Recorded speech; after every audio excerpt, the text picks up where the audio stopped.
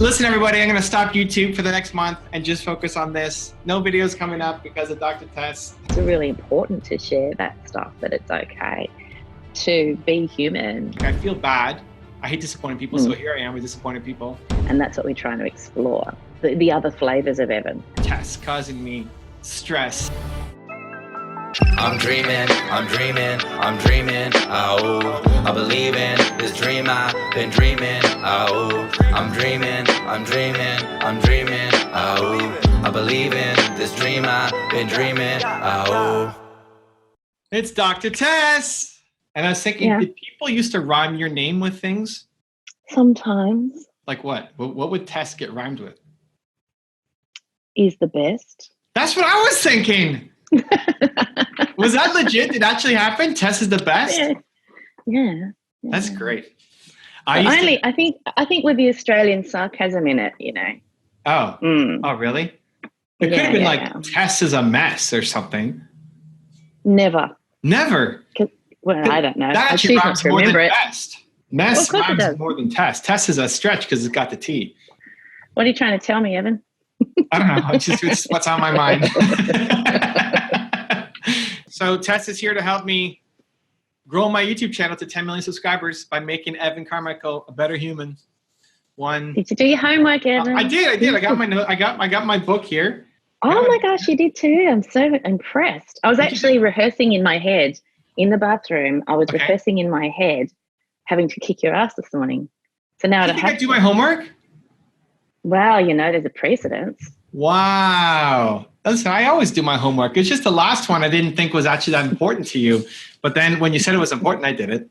No, I do my homework. I like the test challenges. Although you are actually pretty good. Yeah, I do my homework. When I respect the person, I do my homework. When I don't, then I don't. Thank you.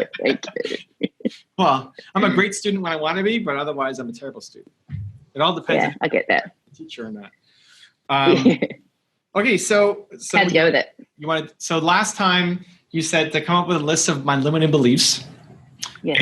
And I had my first one, which was my fear of disappointing people. And then I asked you for one that you thought about me, which is, let's see if I word it correctly, because people got confused over my understanding of what you thought was your limiting belief. People got confused or you got confused? People thought that I was confused by what you were saying. Okay. Yeah. So how I understood it, and maybe I'm wrong, was that you think that I think that I don't want people to see a negative side of me or the bad parts, or I don't think people want to see that stuff, and so I don't share it. I'm afraid of it. I think you're afraid of it. What you wrote is probably fairly a good thing to focus on as a belief. Okay. It's not a negative. It's one of those assumptions that people only want to see the positive, that people aren't interested in the whole rounded person. I mean, that's for you to explore whether that's how you feel or not, but or what you believe or not. But I think it's a good one to explore. So you tell me what you discovered, because I think the whole point, and I did watch your chat with Mark as well. The whole point was for you to discover, are there some rough edges that you've trained yourself to smooth out that you're not noticing? And your great resource, which is it's the best, is sometimes perhaps keeping you at a surface level.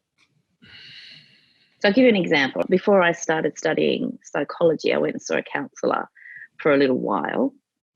And we got talking about my childhood, which was a little bit rough.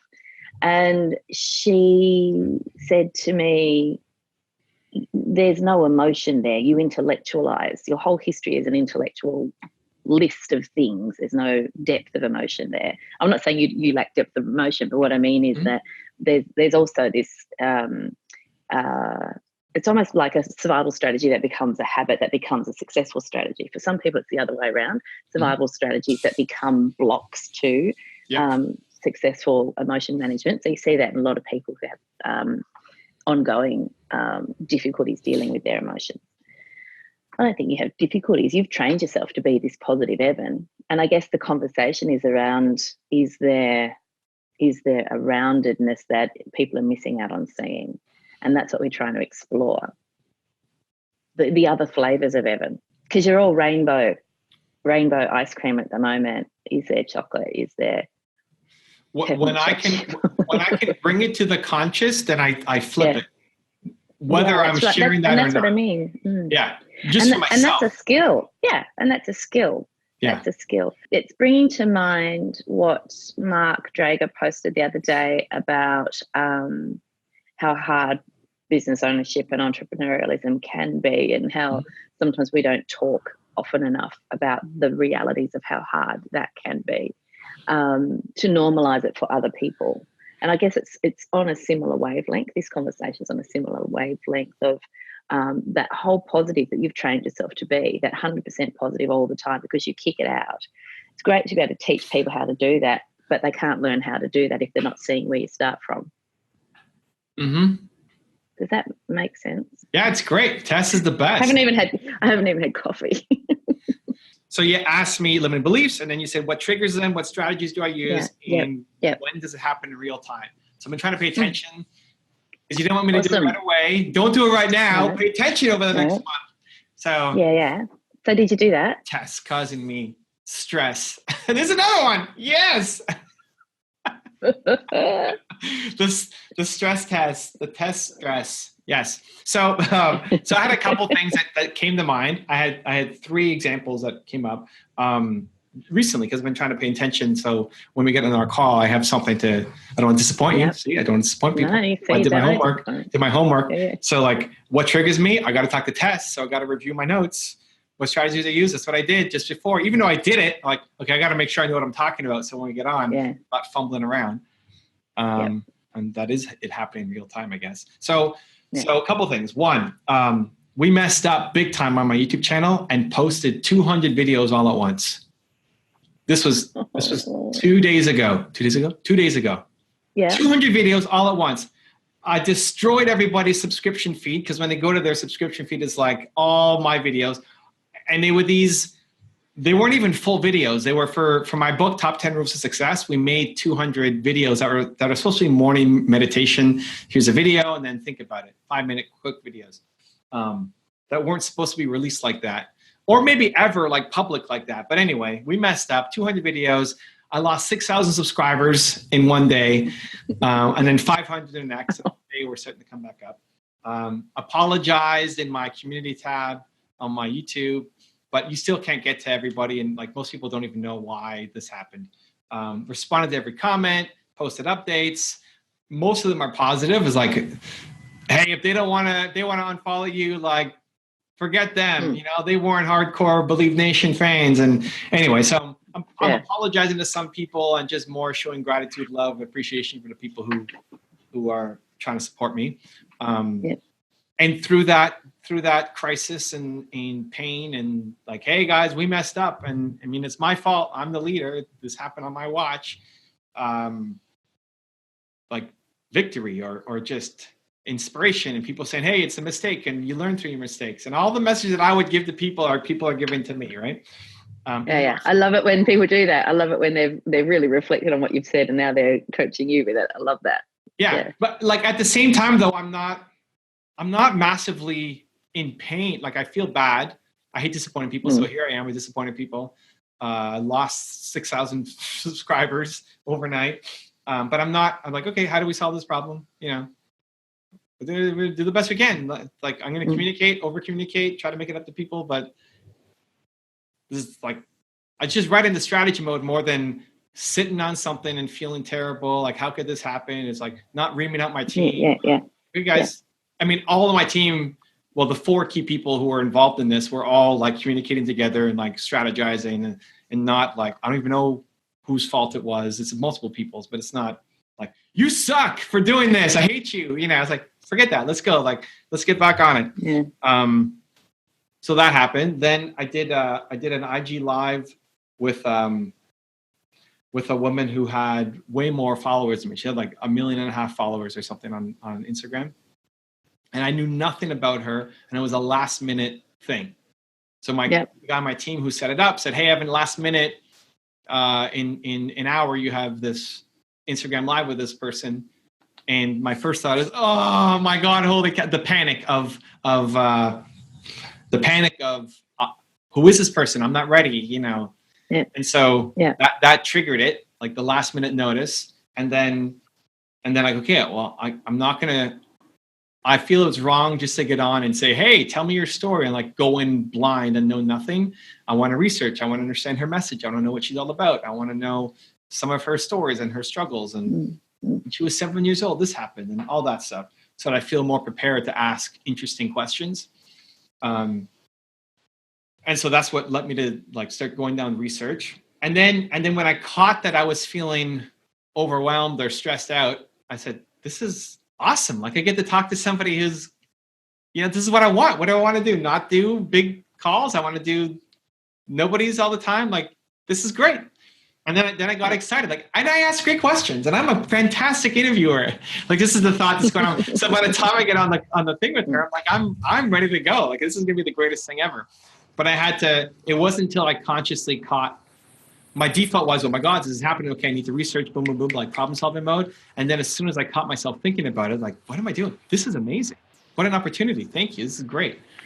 So if we go back to when you first found out that you were going to do that interview, do you remember what the words were going through your head, like your immediate reaction? So not just how you felt, that's the emotion, but the thought that was going through. What if I'm not good enough? Like, what if I do a bad interview? What if I disappoint her? What if I let her down? What if I am not ready? You know, I mean, I'm just guessing. I don't remember saying any of those things, but that's what would be going through my head, probably some variation of that.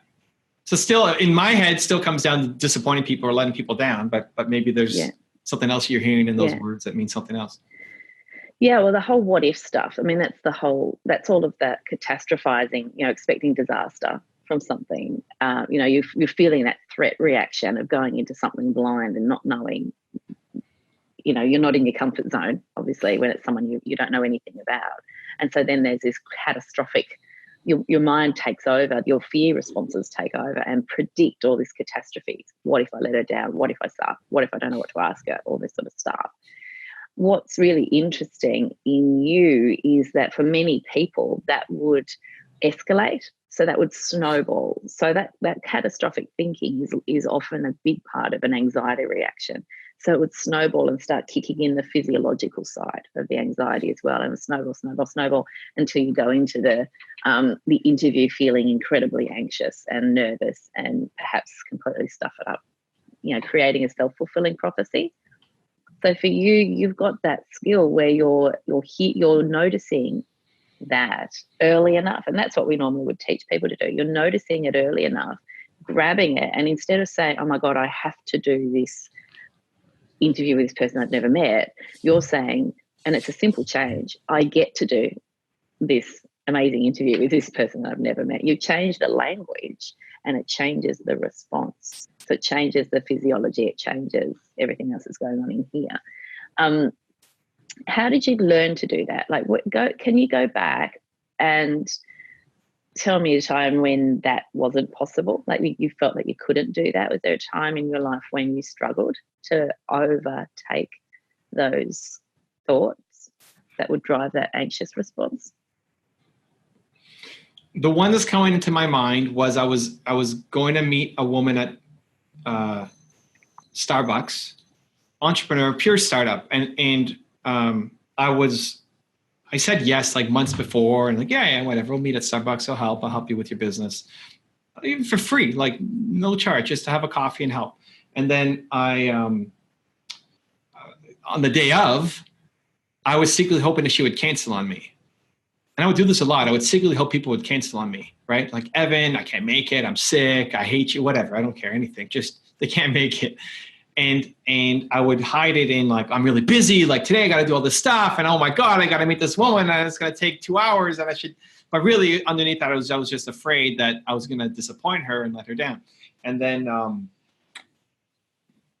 up until like half an hour before, she hadn't canceled on me. And so I need to go because not going is an even bigger disappointment than going and sucking, right? So I have to go because I committed to going. So I go and we end up having an amazing time. And I spent about an hour and a half or so with her. And And I walk out, I'm excited and smiling. Like, I know I just helped this woman, give her ideas, belief, like it's amazing. And I get in my car, I'm ready to come home, and I'm like smiling. And then it hit me, and I fell back into my chair and I'm like, man, 2 hours ago, I didn't want this to happen. This feeling of how great I am right now is the thing I love doing the most. But 2 hours ago, I was secretly hoping that she would cancel on me. And that's where, like, I need to catch this better. I need to learn how to recognize that more, because humans are built to serve. I love serving, but I'm afraid of disappointment. But then you have it's hands, feet on the gas and a brake, at the same time. You never go anywhere. Yeah. So I need to learn. If I love serving, I'm going to have to get over this fear of disappointing people, because otherwise I'll never serve. I'll play small for life. And so that, I think, was the starting point of me recognizing it. I'm still, even with your great words, your kind words and your compliments, I still think like it's probably happening subconsciously a lot that I just never noticed. Yeah, that's right. I think that's a thread, that fear of disappointment. It's masking fear of not being good enough. And maybe it's a belief of, belief might be too strong a word, but there's this thread underneath, this undercurrent of not being good enough. And I remember you telling the story of what high achievers your sisters were, and you were having a tough time at school. And I'm not saying that your parents made you feel bad about that, but I'm wondering if those comparisons earlier on at school were part of that. I don't know. I mean, that's something for you to reflect on. But what you've been able to do is notice that it's there, and it still is there. Like, I think we all have it, to be honest. I don't think that we ever necessarily completely get rid of that. Exactly right. Yeah. So, I'll give you a personal example. So this week, while I've been on retreat with some of my mentoring clients, I noticed that I had almost talked myself out of running a new inner circle program. And I only noticed in hindsight that I had hit that point. And it was when I had redesigned the whole inner circle program to a point where I was actually putting a lot more effort in, a lot more energy in, a lot more value in, and put it at a price that also is going to be, worthy of the effort that I'll be putting in. Then I was able to see in hindsight that I had actually almost talked myself out of it. And I think that we do, it's almost like this cat and mouse game that we all engage in all the time, and we use whatever strategies we have gotten used to using. So for me, it's about making myself, recruiting myself into the excitement of, now I'm so excited, and I'll be launching that this weekend. I'm so excited about that, because it's actually going to be hard work for me and my mentoring clients, and that means they will get out of the program what they want to get out of it. But until that point, it's a bit like you with fear of disappointment. You're kind of shrinking back and saying, oh, maybe it'd be easier if this didn't happen, like the meeting with the woman at Starbucks. Maybe it'd be easier for me if this didn't happen, because, and you tell yourself a story of, I'm so busy, I haven't got time. But really, it's, I'm scared, just like you, sometimes, of letting people down, of not being good enough. So you have to kind of do the thing that ramps you up to being good enough. And for you, it's catching the thoughts, and it's turning them around to, this is the best. I'm wondering, with the woman that you were interviewing at the last minute, did you do anything on Instagram Live? No, in your stories. I might have missed it. Did you do anything in your stories around that process, that thought process? I don't think so. Is it something that you would normally do? If I think about it, I would. So my third story that I wanted to share is related, where I did my first workout in 3.5 months yesterday, because of my neck, breaking my neck. Like I haven't been able to do anything. And so now I'm doing enough physio that I still have 3 more months of physio and everything, but it's getting to the point where I can try. I haven't danced. I haven't done anything. So I was like, okay, I'm going to do my first workout in 3.5 months. And so this is I've wired myself that if something is different and new, I should film it. It's like, I'm going to film this. And then it's like, well, normally when I do my workouts, I would have my shirt off because I'm kicking up energy and I'm just doing it at home. And it's like, oh, I don't know, can I film that? I've gained a little weight. I'm not back down to what I used to be and haven't worked out. And because that was the reason, like, oh, now I have to do it. Like, now I have to do it because I caught it, right? Yeah. And so I said, hey, I'm doing my first workout in 3.5 months. I'm sure it's going to suck, but I'm back at it. And then I filmed me doing it, and I've got like cupping marks all over my back because Nina did cupping on me. So I look like a diseased hyena or something. And I've gained weight. Right. So like, and it's a HIIT workout too. So like you're jumping and stuff. So, extra body fat is like jumping around and jiggling. I'm like, okay, great. Post. Yeah. But did you see, I think it's so important for men and women to see those images. I mean, that whole thing for you, that's about, overcoming that I can't do it, therefore I have to do it, or I don't want to do it, therefore I have to do it.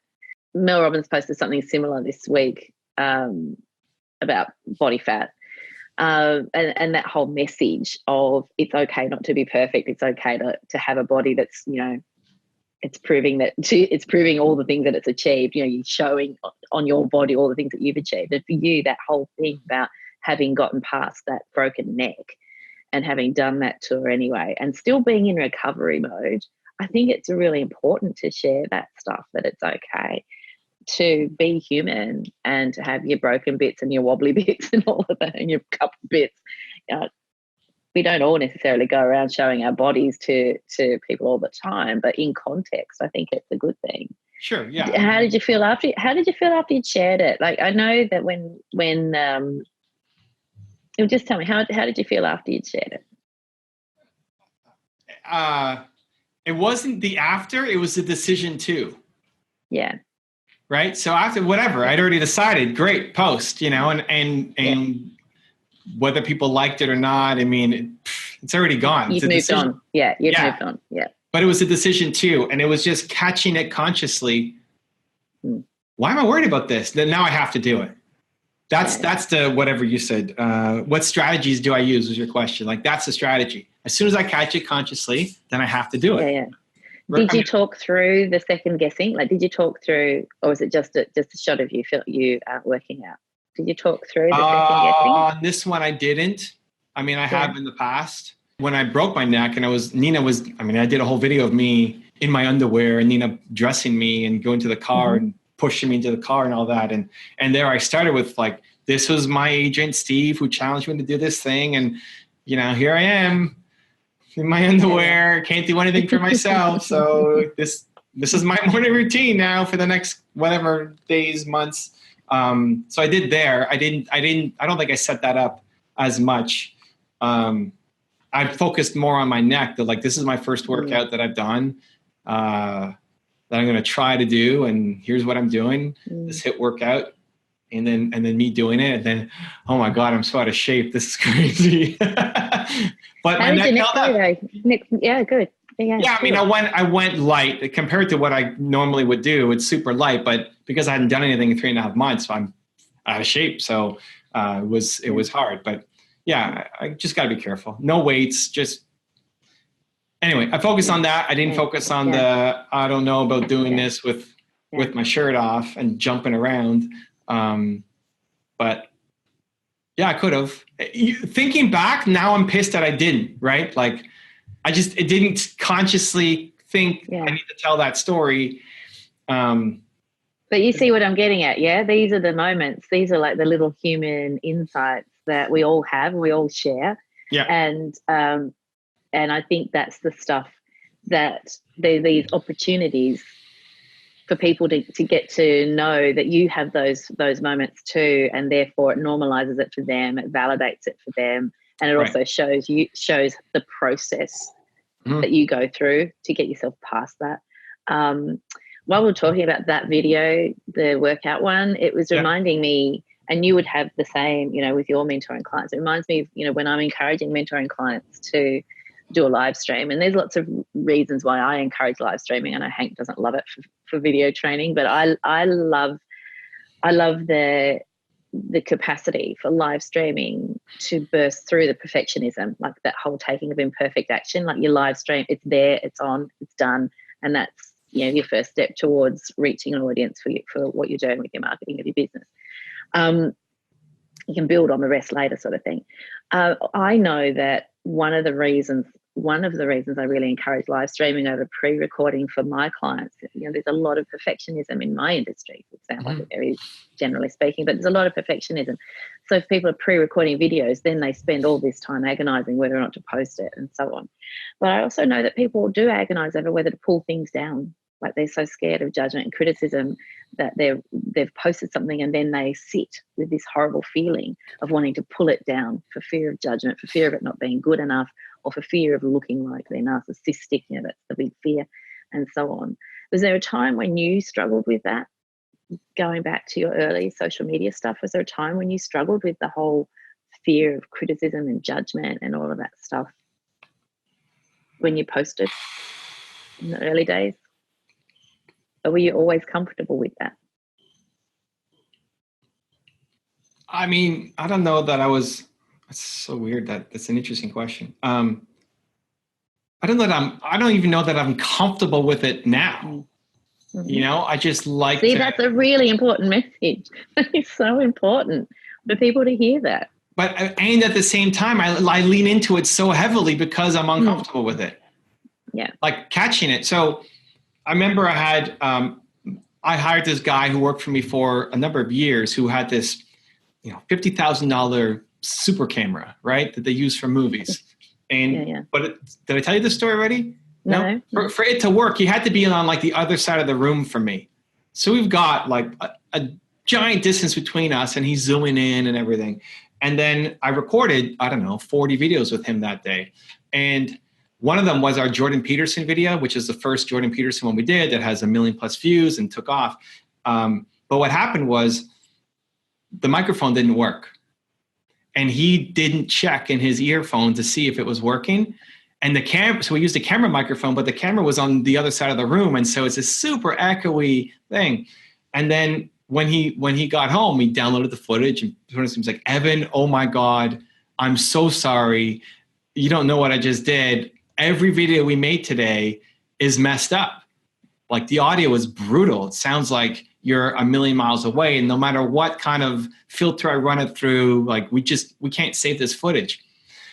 I can come back tomorrow, no charge. Like, let's figure it out. I'm like, no, let's post it. Because I make mistakes, because I'm a channel with 1 million plus subscribers and I make mistakes too. And so for an entire month on my YouTube channel, every video had the worst audio of all time.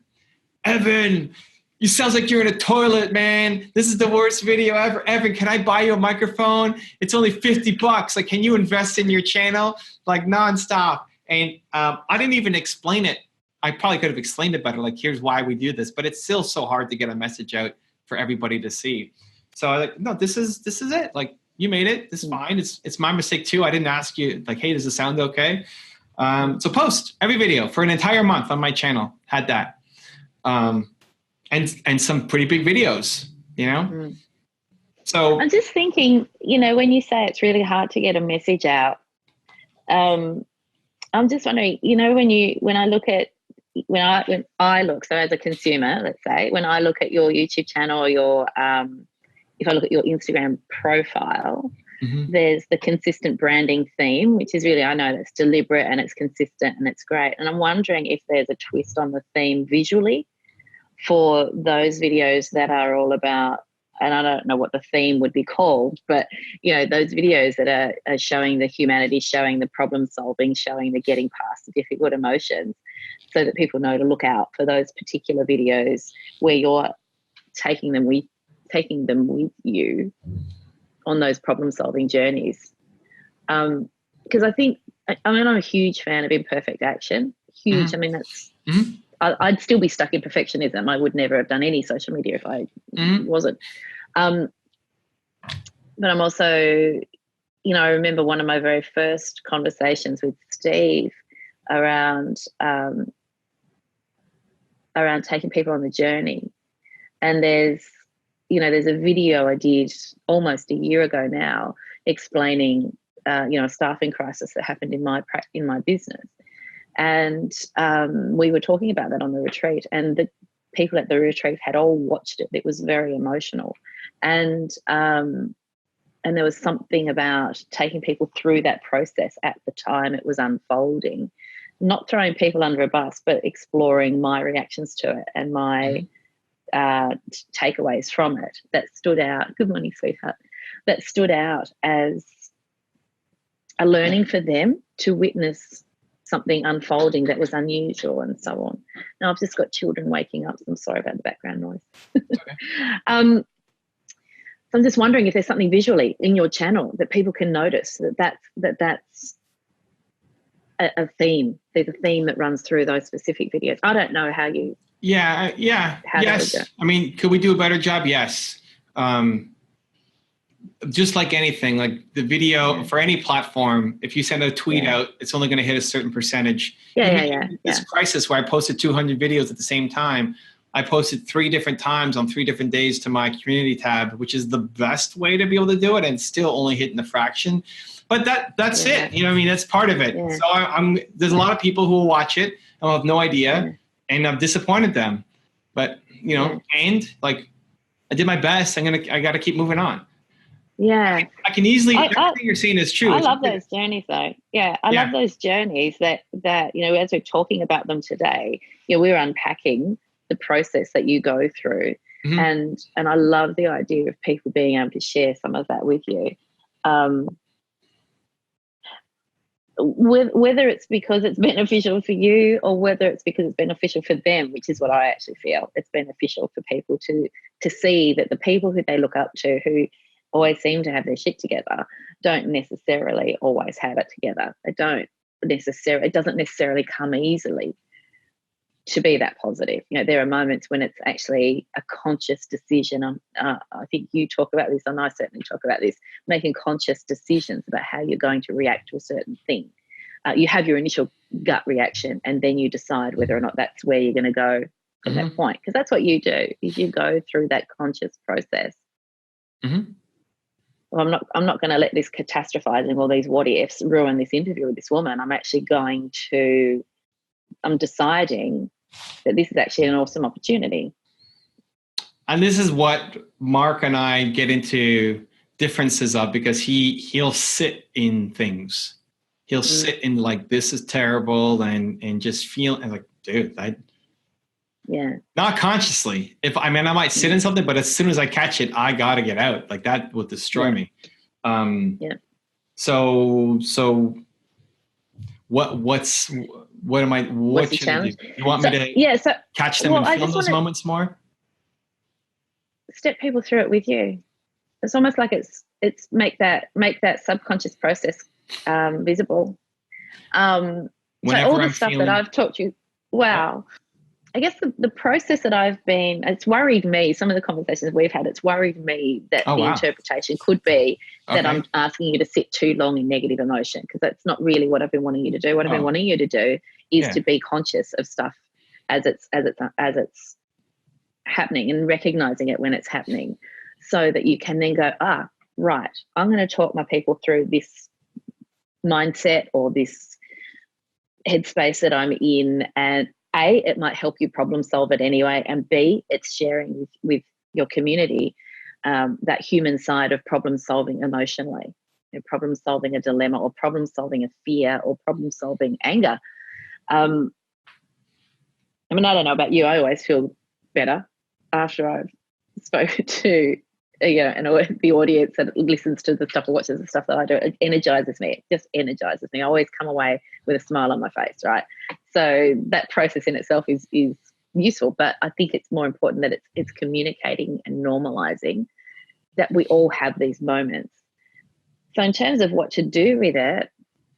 Can I just touch on that for a second? Because something just sparked an idea. It's definitely something I need to work on, because one of the things I have to work on a lot with my wife is when I'm dealing with something, I don't want to talk about it unless you can help me.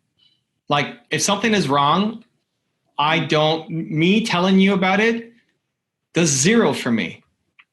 I need to fix it or just move on with it. But just talking about how something was bad doesn't make me feel better.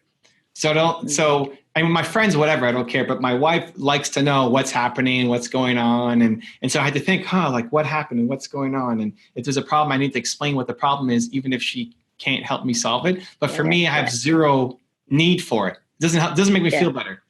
So it's not a natural thing to like just go in and just say, hey, I'm struggling with this thing right now. Because that's not therapy. Let's think about the interview. Yeah. You know, this new person. You know, I can see a very Evan video. You know, hey guys, bringing you in on the inside of I've got an interview coming up with someone I don't know anything about, and it's making me anxious and nervous, and I have to do some research. So I go into it without this fear of not being good enough for her. You know, I think that's like a less than a minute conversation with your audience around. You guys probably have moments where you feel like this too, and let me know in the comments how that presents itself. You know, that kind of stuff is. I need to catch it. Yeah, I could do it. I could do it. Yeah, I could do it. So not wallowing. Not for just, sure. Yeah. shitty and full stop. This is a learning opportunity for me and for you, and how can we share this together, kind of thing. I know exactly what to do, and I know how I would say it. That would be on brand and like truthful to me. I'm not catching it. I'm not worried about doing it. I'm just not catching it. So I have to catch it. And if I catch it, because as soon as I catch it, I flip the positive, and I'm not showing people along the way before I go positive. It's so fast that I have to like catch it in the middle of a blinking eye to then pause.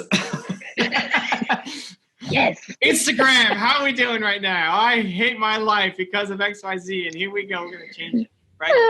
I need to catch it better.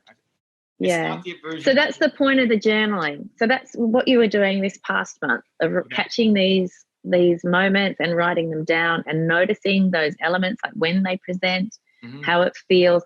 Really important, noticing what words are going on in here, so you can write down the actual words that you're saying to yourself.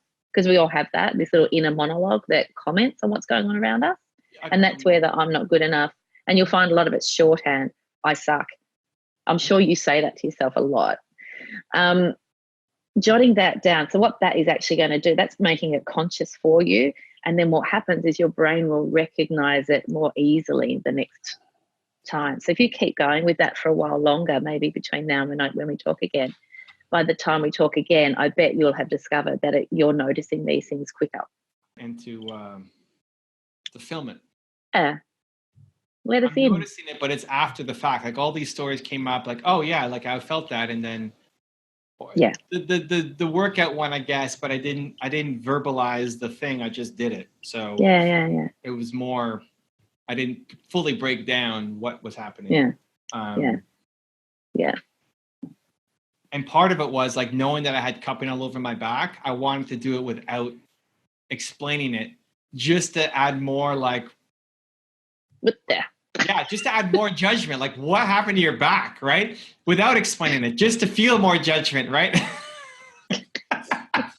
Why? Because I love it. Because the fact that you're going to judge me for it, as soon as I can feel it consciously, then I'm going to do it just because.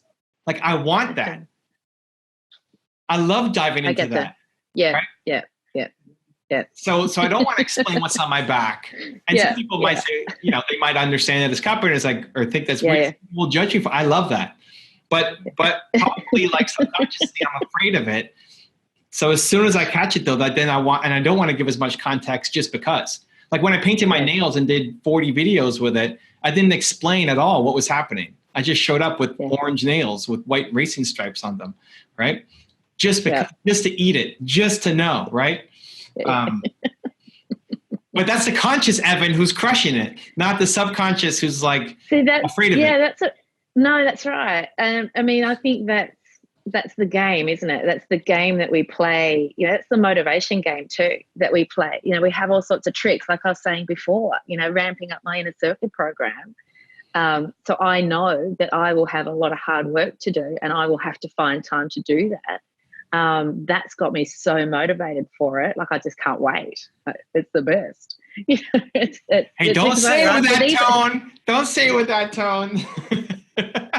Sarcasm test. my point being, these are the motivation games we play, and that's, inviting criticism, inviting judgment. I think a lot of us who do social media get to a point where we start doing that because we've overcome the fear of criticism and judgment. We almost want it now because it's like, I dare you. This little word bracelet that I wear is defiant. That's my little word for, that's my permanent raised middle finger to the people who would criticize me. So let me ask you this. So this is spawning something. When it's only me, it's fine. Like, you're going to judge me for my back or my extra fat while I'm not working out or whatever. Awesome. But when it involves somebody else, like, I don't want to show up to this session and not have done my thing. So I not only like kept track and started doing stuff half an hour before coming on, I also rewound our last episode just to put me back into the test mindset and framework and like what we talked about, and just so that I kind of know what we're doing when we get back on here. Even if you didn't, like, so when it involves somebody else, I want to make it happen. If it's like, you're going to judge me just for me, then whatever, I don't care. Yeah. No, I get that. And thank you. Sure, but it's also not just you. Like, it's anybody.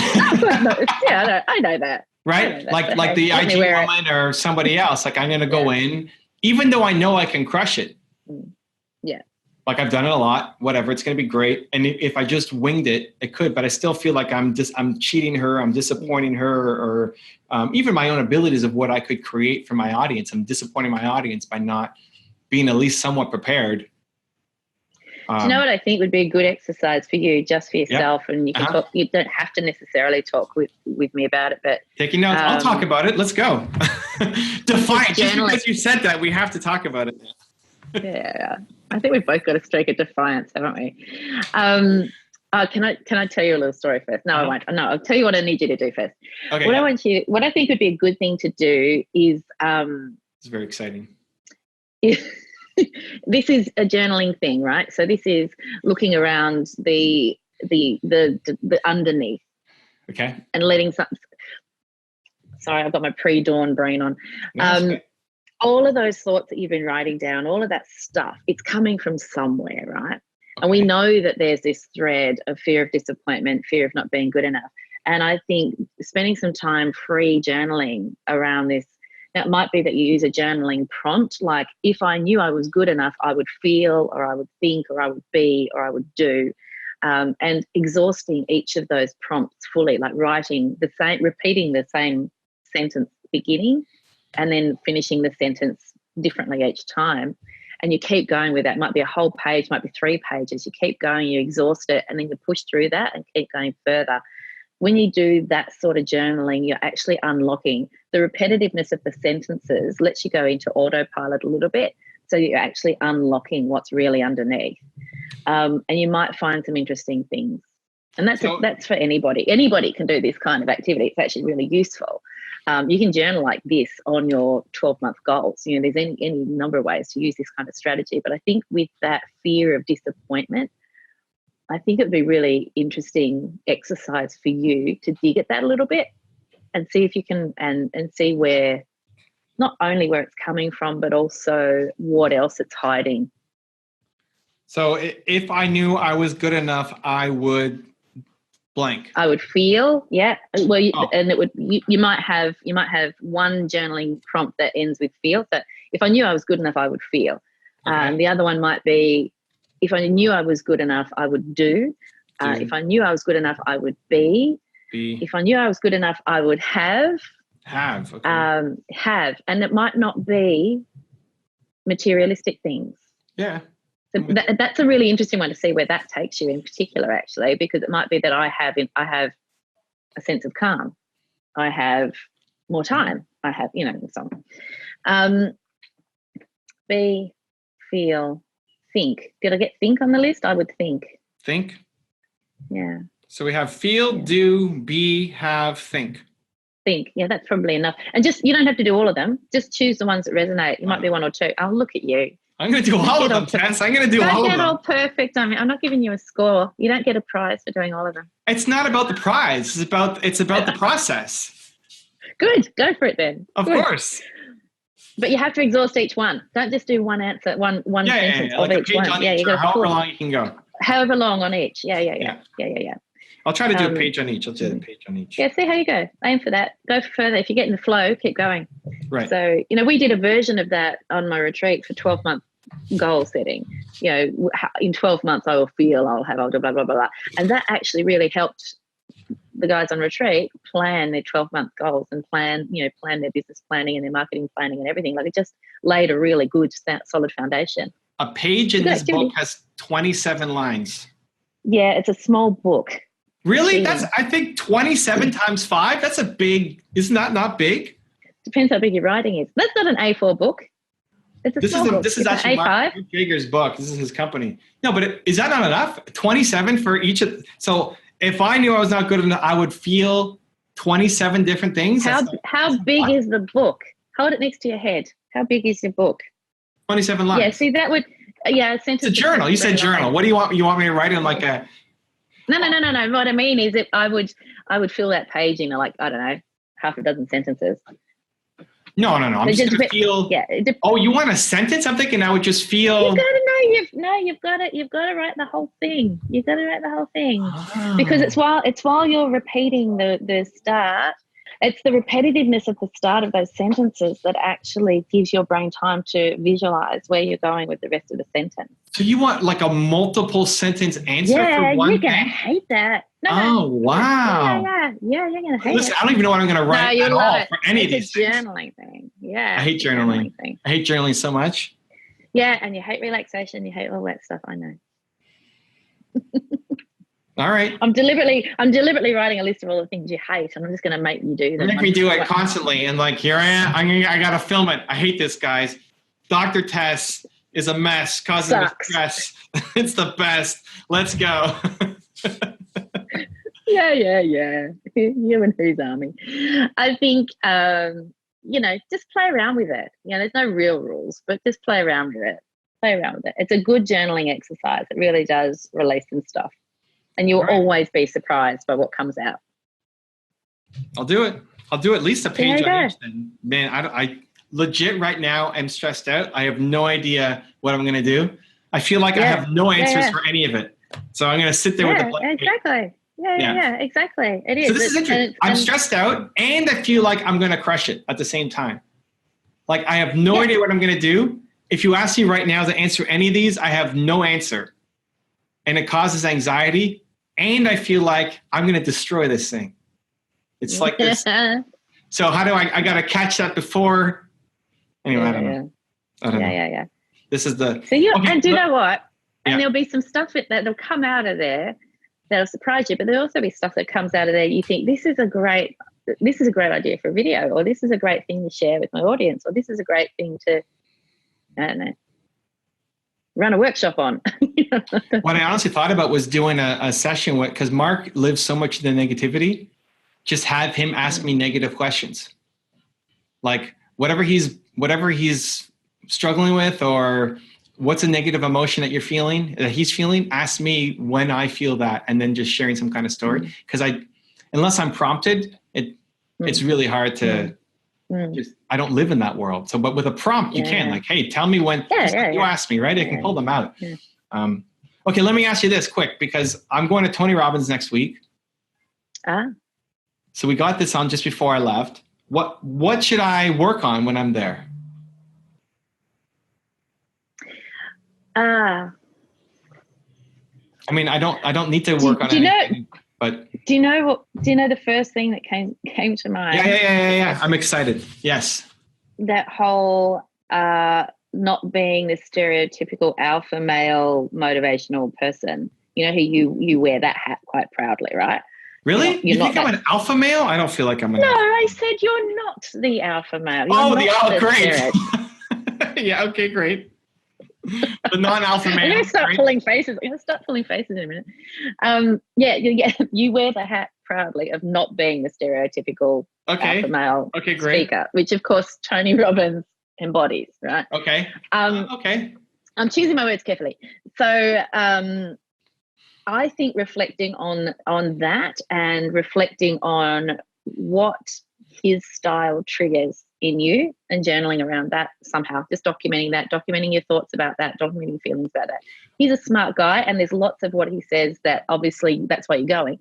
But I'm wondering about that stereotypical big blustery stuff, what that triggers in you. What his the style stuff that you don't triggers in me. I don't even know how to answer that question, but I'll journal. Because I think there's a real conflict, not just for you specifically, but because I feel this too sometimes. There's a real conflict in finding, when you find your own voice, and then there are people who you admire, but they don't speak from the same place as you do. And so there's almost like this inner turmoil going on around, I really love their message, but I really don't like that style or that approach or those words, right? Well, I've got Steve Jobs and Kanye West on my wall. Yeah. Who are like like Kanye West says crazy, stupid things. And Steve Jobs was like, I don't want to be a father like Steve Jobs. No. But I want to be a father like my father, but I want to be a visionary. I love pulling from like two things from one person, but not everything. Yeah. But you asked me about going to Tony Robbins. I'm curious to know, just with this whole mindset stuff that we're pulling apart at the moment. What is his style triggering me? Yeah, what does it trigger in you in terms of whether it's motivating you in a certain direction to be different in a certain way, or whether it's, I don't know. I'm not talking about negative necessarily. I'm really curious to know how, comparing your style to his, what that brings up for you with this other theme that we've got going on at the moment in the back of your mind, of course. But I'm curious to know what it brings up for you. Because I think I'm trying to think of an equivalent, and I can't bring one to mind. There are a few examples in the psychology world that I love the work that they've done, but I don't like them as a person. I'm not saying you don't like Tony Robbins as a person, but I'm saying I would feel triggered by certain elements of their personal styles if I was in an auditorium listening to them speak, and I would find that challenging because I love the work that they've done in the psychology field. Okay, does that make sense? 100%. I feel like you're trying to predict, aren't you? I can see the cogs whirring. You're trying to predict already. You're trying to answer the question now. I want you to go away and observe your reactions and document them. My default, I know, and that's always what you want me to do, which is great. I try to solve it right away. You're like, no, you got to sit on it and stew. Like, I don't want to do that, Tess. I have to do it. That's the rule. The whole like Tony or whoever does something that I don't believe in, or has part of a message that I don't like. I don't have a problem with. Yeah. I mean, of all the people we're all intelligent and able to pick and choose.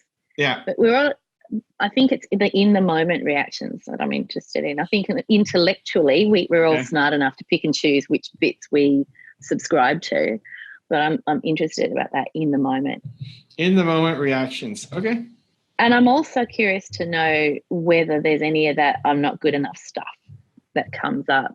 You said something, we've touched on this before, about was it the YouTube? No. Anyway, not feeling, was it earlier on? I can't remember now. Something about not feeling good enough at an event to join everyone else. It might be not good. I mean, I remember at the first event in particular, people just being able to totally let loose and be out of control. I'm not really out of control of my body. Yeah, right. Yeah. So when people are freaking and yelling out and like crying and just screaming, and that's not really. At the last one, I purposely said I'm going to be more out of control, whatever. Try to enjoy the moment more. I've never really been like lost or taken away by something, right? Like a song comes on and this girl just stands up and just starts dancing and like she's just totally gone. Like I don't do that. Yeah. So I'll try to do. You don't have to. You don't have to do that. I've now got sunrise light shining in my eyes. I think. I mean, there's that. There's the be in the moment thing. Yeah, I don't know. I don't know if it's the Australian cynicism or what it is, but I just would find that hell on the stick. So, I like exploring it just to see, right? I mean, I did an IG live with a medium. I've never done medium stuff. She's telling me that on July 17th, I'm going to get a deal offered to me that I'm going to be afraid to say yes to, and I need to say yes to it. Like, okay, great. I'm waiting. July 17th. Let's go. Bring it. Did she specify which time zone? No, but that's a pretty specific thing, right? It is a pretty specific reason. So, and then, you know, Mark, who's very cynical, goes, I don't believe in any of that stuff. Like, okay, great. I mean, I don't even know that I do, but I'm willing to, I'm not just going to shut the door. Like, maybe it's the greatest thing of all time. I don't know. Could be. Could be. Who was it? It was telling that someone else was saying something about, it was Ellen DeGeneres was talking about that in her interview with David Letterman. There's a new series of Letterman interviews on Netflix. Yeah. So, she had an experience like that where someone told her this very specific thing that when she was whatever age, she would be offered something that would change her life forever, and she could do it for 20 years if she wanted to, and she'd be richer and more famous than she ever imagined, blah, blah, blah. And this all happened when she was in the depths of failure post the Ellen show, you know, the comedy that she had. And then, true to the medium's word, she got offered the talk show. So the specific advice was, I need to meditate between now and July 11th. That's harder really than I normally do. So, okay, great. I'll do it. Now I'm meditating twice a day, even though I've never found tons of value in meditation, but I'm doing it again. And then by July, I'm going to go on a trip. And then on July 17th, there's going to be 2 people who come to me who I know. And one of them is going to give me a business opportunity that I'm going to be afraid of or whatever. And I need to accept that business opportunity from the person I know. See, now you've set it up that everyone you know is going to offer you something on the 17th of July. I think you're saying. Well, maybe. You can't post this video until after the 17th. After the 17th, just because. Yeah. So, well, I mean, people who saw my IG Live saw it too. But it's going to be a significant deal on July 17th. And I'm open, whatever. Maybe it happens. Great. I'm open to it. So maybe that's just my introvertness or whatever, but I'm willing to try it until it's like, I'll trust somebody by default and then show me that you're not trustworthy instead of the other way around. Yeah. Yeah. I think I'm a bit like that too. I get that. All right. So what else? I mean, how long is the Tony thing for? I mean, how much? I'm sorry. I just feel like it would be torture for me. How long do you subject yourself to the Tony Robbins experience? It's 4 days. I'm there for 3. It's actually kind of 2.5, but a Tony day is like 8 in the morning to midnight kind of thing, right? It's crazy. Huge. I think that's probably why I feel like I would run a mile, is I know that they're just so big and so all encompassing, and it triggers all my introvert stuff. I think that's what it is. It triggers all my introvert stuff. Now, if that was my thinking, I have to go attack it. Yeah. And on day 1, there's no bathroom breaks. He stands on stage for whatever, how many hours without going to the bathroom. And if you go to the bathroom or get food, you're missing content. It's wild. But for the most part, you can get through it. Yeah, anyway. I'm going with my friend Alex, who's an entrepreneur who I've invested in. And so we'll see. Yeah. It's my 3rd time, so I know what to expect. Good luck. But so like, what am I working on for myself? So you're saying just look at Tony's style and what triggers? And just notice. Notice if there's anything that comes up in that clash of cultures in style of his presenting style, his persona, and your presenting style and your persona. Just notice what that brings up for you. Yeah. Well, I'm going to be in the front row. Yeah. Front row, so he's going to be spitting on me, and I'll get firsthand view of what he'll be flinging sweat on you and everything. Oh yeah. It's the best. That's what I call an immersive experience. It's very immersive. Yeah. He goes all out. Like he goes all out in all those events. So yeah. All right. Man, I think that's a lot of journaling. A lot of stuff. Yeah. It is. And it's I just triggered Alexa. Alexa. Alexa, stop. It is a lot of journaling. It is hard work if it's not something that you do naturally and normally, but it's still worth doing. And I find that when people do this stuff, they do always find something unusual, and in terms of surprising themselves. You know, wow, I didn't really get a wow moment. Most people get a wow moment. It's worth doing. Yeah. Does it make a difference if it's written or video? I think it needs to be written. Got very excited. And because video, I know. watch me go through this process of struggling. I guess. Yeah, you can do the video too, but the process of writing, that manual process, is using a part of the brain that isn't being necessarily accessed when you're. Right. It's fine. Yeah. We'll do it. Let's not get into neuroanatomy and we'll do it. Stuff. I don't like writing. My hand gets tired. I know, and I know my hand gets tired too. It's fine. Oh look! Oh, we've got sulking happening now. I love it. I triggered the sulk. This is good. Triggered the sulk. Make me write by hand. All right. Okay. I'm going to do it. Yeah. If I knew art was good enough, I would feel, do, be, have, think, a page on each. Just pick the ones that resonate the most. You don't necessarily have to do them all, but pick the ones that resonate the most. That's not happening. I'm going to do them all. And then I need to catch more moments when I'm before the conscious switch and film it to take people on the journey. And then what does Tony's style trigger in me? So this is lots of homework. It's the most you've ever given me. Yeah. Mostly because of the journaling. The homework you didn't do. The journaling is... But look, Evan, out of control. You're going to be on a plane, aren't you? I'm going to be on a plane. You want me to do it on the plane? Yeah. Do it on the plane, man. You don't have to do it I don't know. It doesn't take that long. I usually tell people, go and sit in a cafe where turn your phone off, get someone else to bring you the coffee, and just sit there with your journal and write. It doesn't take long. I'll do it. But so your homework is you're still catching those thoughts and writing them down the same way you were. So your thought journal, you're catching those. You're still doing that. Yeah. Separate exercise, sitting down doing the journaling activity. That's 2. Noticing what triggers pop up when you're with Tony Robbins. Right. Okay. That's a condensed. That's a condensed thing. It sounds like a lot, but there's only one thing that's happening throughout, and that's the catching the thoughts and jotting them down. Right. And the 4th is if during this month you feel like you can start bringing people in on the journey with the videos, then go for it. But you're going to do that anyway. You do videos anyway. So it's really not adding an awful lot to your life. I don't know about that. I feel like it's adding a lot, but I'll still do it. I feel like I need to. Listen, everybody, I'm going to stop YouTube for the next month and just focus on this. No videos coming up because of Dr. Tess.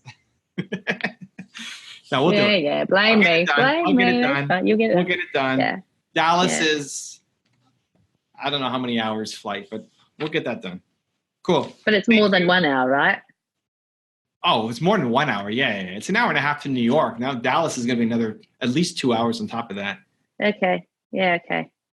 All right. And have you made your decision to move to New York or Toronto? Move to Toronto. Yeah. No, I've decided to move to Vancouver. No, I haven't. Nicer people. Yeah, that's what they say. No. Best country in the world, recent standings. Do you know, I remember in the 80s, ever since the 80s, and I don't know what was going on in the 80s, might have been the financial crisis we were having here at the time. It has been this thing. If I was ever to leave Australia, I'd go and live in Canada. And right? But I know I must have had like some kind of psychic premonition of all these awesome Canadians I was going to get to know. I think you need to chase that down. Yeah, sure. Moving is a big thing now, but we're coming at the end of the year for a couple of months in New York. To Canada? Oh, to New York. Okay. New York. You'll be in New York anyway. I know you go there like every second week. New York it's just a little too close to Steve. Just a little too close. You want to be like an hour and a half away flight, like Toronto. That's so funny. He ditched me this week because they were running off early for their 4th of July weekend, which I completely approve of. Yeah. But yeah. So I'll have to catch him up next week. Cool. Fill him in on all the stuff. I am going to have a massage today after this big retreat that I've run. I'm going to go and look after myself today. So that's next well on my deserved. list.